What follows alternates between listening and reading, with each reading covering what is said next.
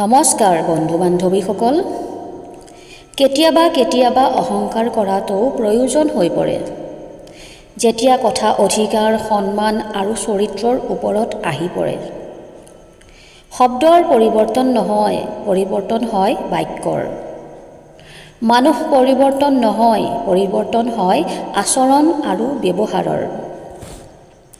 ভাল কথা কোৱা প্ৰত্যেকজন মানুহেই যে ভাল হ'ব তেনে নহয়। আজিকালি যিয়ে ষড়যন্ত্ৰ কৰে তেওঁলোকেও কিন্তু বহুত মিঠা কথা কয়।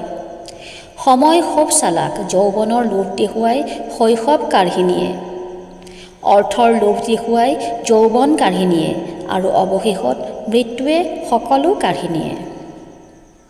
জীৱনটো সৰু কামেৰে আৰম্ভ কৰক, দেখিব এদিন সেই সৰু কামটোৱেই আপোনাক বহুত ডাঙৰ বনাই দিব। আগতে মৰিবলৈ ভয় কৰিছিলোঁ আৰু এতিয়া জীয়াই থাকিবলৈ ভয় লাগে। জীৱনত সেই পৰ্যায়লৈকে যাবলৈ চেষ্টা কৰক য'ত মানুহে আপোনাৰ সন্মান কৰে আৰু হেৰুৱাবলৈ ভয় কৰে। জীৱনত সেইজন ব্যক্তিয়েই সফল যিজনে মা বাবাৰ লগতে পত্নীকো সন্মান কৰিব জানে। বাস্তৱতা এই যে ডিঙিত সাৱটি ধৰিলেই সকলো বন্ধু নহয়। মানুহে প্ৰশংসা কৰে লোভত, সমালোচনা কৰে হিংসাত আৰু সম্পৰ্ক তৈয়াৰ কৰে স্বাৰ্থৰ আদায়ৰ বাবে। যদি কেতিয়াবা মনত এনে ভাৱ আহে যে মোৰ সকলো হেৰাই গৈছে আৰু পুনৰাই পোৱাটো সম্ভৱ নহয়, তেতিয়া মনত কৰিবা যে গছবোৰেও সিহঁতৰ পাত হেৰাই প্ৰতি বছৰ, তথাপিও থিয় হৈ থাকে আহিব লগা শুভ দিনৰ অপেক্ষাত। জীৱনত যিয়েই ত্যাগ নকৰা কিয়, হাঁহি আৰু আশা কেতিয়াও এৰিব নালাগে, কাৰণ এই দুটা বস্তুৱেই মানুহক বাচি থকাত সাহায্য কৰে।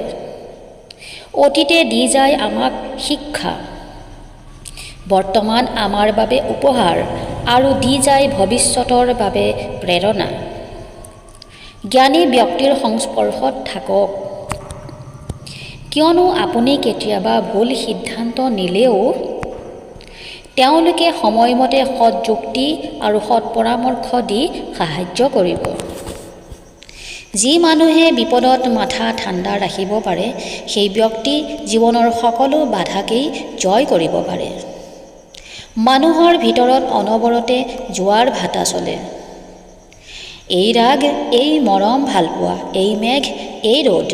ভিডিঅ'টো ভাল লাগিলে কমেণ্ট কৰিব, লাইক কৰিব আৰু বেছি শ্বেয়াৰ কৰিব। আৰু এনেধৰণৰ মটিভেশ্যনেল ভিডিঅ' পাই থাকিবলৈ চেনেলটো ছাবস্ক্ৰাইব কৰি ওচৰতে থকা বেল আইকনটো টিপি দিব।